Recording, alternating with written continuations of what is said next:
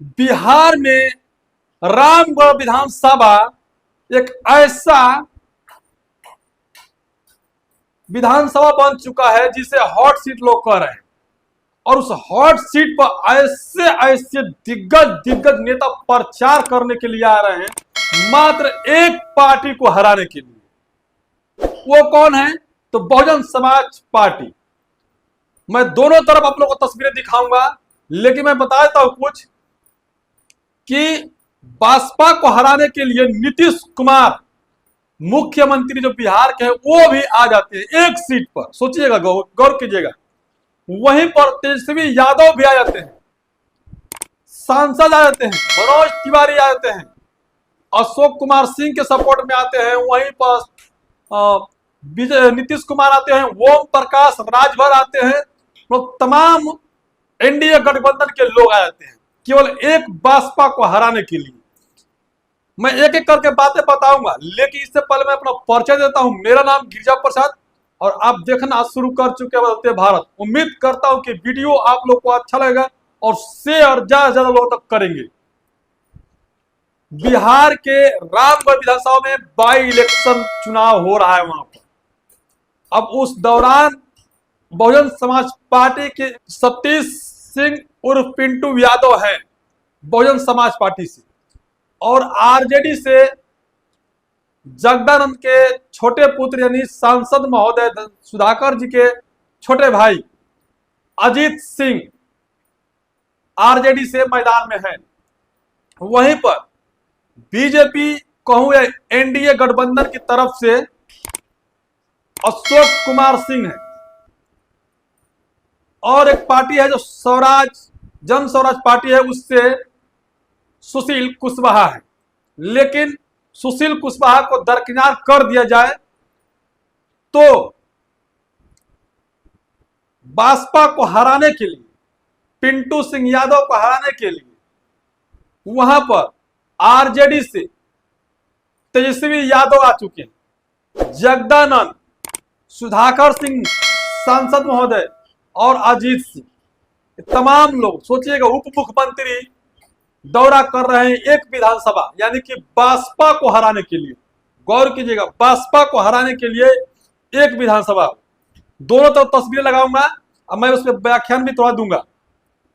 दूसरी, जो भारतीय जनता पार्टी यानी एनडीए गठबंधन से अशोक कुमार को जिताने के लिए यानी बसपा को हराने के लिए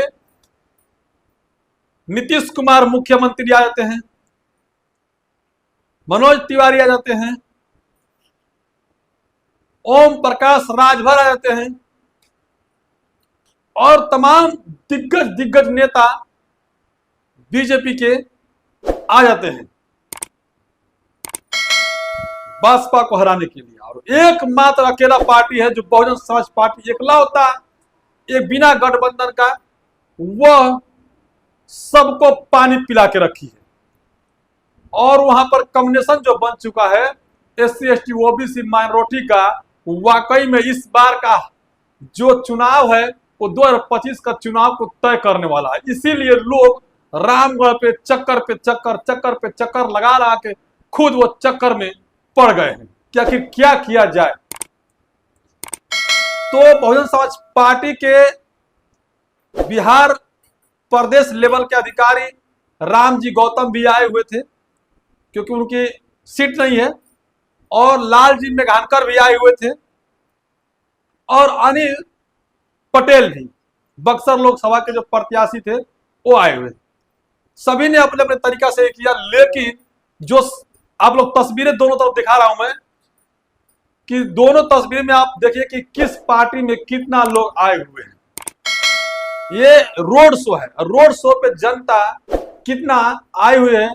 पब्लिक चाहे बीजेपी का पक्ष का हो, चाहे आरजेडी का पक्ष का हो, चाहे बीजेपी का पक्ष के हो, और चाहे बसपा के पक्ष के हो, तो आप देख सकते होंगे। लेकिन जितना जनाधार ओबीसी समाज के, यादव समाज, कुशवाहा समाज, बहुजन समाज पार्टी की तरफ है, यानी कि शेड्यूल कास्ट के लोग और ओबीसी के लोग बसपा की तरफ है। माइनॉरिटी जो मुस्लिम समाज के लोग हैं वो बसपा की तरफ हैं। अब देखिए, आरजेडी में, ओबीसी समाज में यादव समाज 50-50, यानी 50 बीएसपी की तरफ, 50 आरजेडी की तरफ, जिसके चलते इतनी बौखलाहट हुई कि तेजस्वी यादव भी वहां पर आ गए अजीत सिंह राजपूत यानी संसद महोदय के छोटे भाई को जिताने के लिए। बीजेपी के दिग्गज नेता आए हुए, लेकिन ये प्रत्याशी, एक तस्वीरें मैं लगाऊंगा कि घोषित कर दिया गया था बहुजन समाज पार्टी के कि जीते हुए प्रत्याशी को हरा दिया गया था अगले चुनाव में, और जो पार्टी दूसरे स्थान पर थी वो प्रथम आ करके अनिल पटेल का आप भाषण सुन सकते हैं फेसबुक पर जाकर के। लेकिन जो पिंटू यादव ने कहा कि अगले बार चुनाव मैं हारा नहीं था, और अमिका सिंह न हारे थे, न बसपा हारी थी और न जनता हारा था। इस सभी लोगों को हराने वाला केवल जो बैलेट पेपर का चुनाव था उसमें धांधली करके प्रशासन हरवाया, ये पिंटू सिंह यादव ने कहा। लेकिन कुछ बयानबाजी के तौर पर देखा जाए तो सुधाकर सिंह ने कहा कि लाठी चलाओ अभियान भी चल सकता है, लाठी डंडा भी चल सकता है, बिना लोग लाठी डंडा के मानेंगे नहीं। ये जब 1900 लगभग 85-86 में नारा चला था लालू यादव पर लाठी चलाओ अभियान, उस दौरान का थोड़ी सी बात है वो दोहराए। क्या किसके ऊपर लाठी चलाएंगे, यादव के ऊपर या फिर दलित के ऊपर जो शेड्यूल कास्ट के उनके ऊपर, या फिर मौर्य समाज के ऊपर? वो समय गया। लालू यादव ने लाठी किसके ऊपर चलाने कही? राजपूत समाज के ऊपर, जो अत्याचार कर रहा था उसके ऊपर उन्होंने चलाने के लिए बात की थी। अब यादव समाज को समझना होगा। दूसरी बात कि आरजेडी से तो कहीं टक्कर ही नहीं है बीएसपी का, वाकई में आरजेडी गई तीसरे चौथे स्थान पे गई। बीएसपी और बीजेपी में बीएसपी सबसे नंबर 1 निकल रही है। बीएसपी का मानना भी है, पिंटू यादव का भी मानना है, बहुजन समाज पार्टी का भी मानना है कि बसपा से किसी का लड़ाई नहीं है, बसपा अकेला चुनाव जीत चुकी है क्योंकि जनता जिता चुका है। और पिंटू यादव ने यह बात को कहा कि हमें जनता का दिल जीतना है, केवल वोट नहीं, केवल सत्ता नहीं प्राप्त करना है, जनता का दिल जीतना है। जनता जो जिताएगी, जनता हराएगी, तो जनता इस वक्त हमारे पक्ष में है, चाहे SC ST OBC माइनॉरिटी है, सभी लोग हमारे पक्ष में हैं और वाकई में नजर भी देखने को मिल रहा है।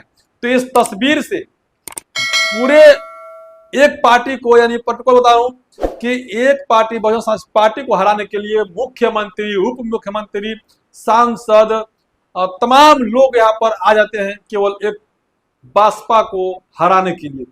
अब बसपा इतनी मजबूत स्थिति में हो गई कि बसपा को हारना मुश्किल हो गया है, क्योंकि जिस तरह से बसपा के लोग हैं, बसपा के कट्टर वोटर, बसपा से जो आरजेडी से भटके हुए वोटर, यूं कहूं तो बीजेपी से छटके हुए वोटर, जन स्वराज में तो अभी कोई नहीं कह सकते, लेकिन तमाम जो है वोटें जो है कि आ करके बसपा में शिफ्ट हो गई। और पिंटू सिंह यादव ने कहा कि अगले बार जो 167 या 70 वोट से जो मैं हारा था, तो हर गांव ने बना लिया है कि हर गांव से 167 वोट बढ़ा के देंगे।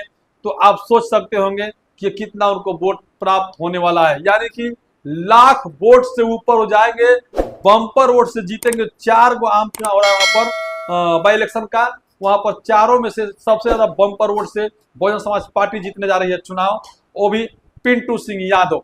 तो आप लोग किस तरह से देखते हैं कमेंट का जरूर बताइएगा, वीडियो को ज्यादा से ज्यादा लोगों तक शेयर कीजिएगा। धन्यवाद।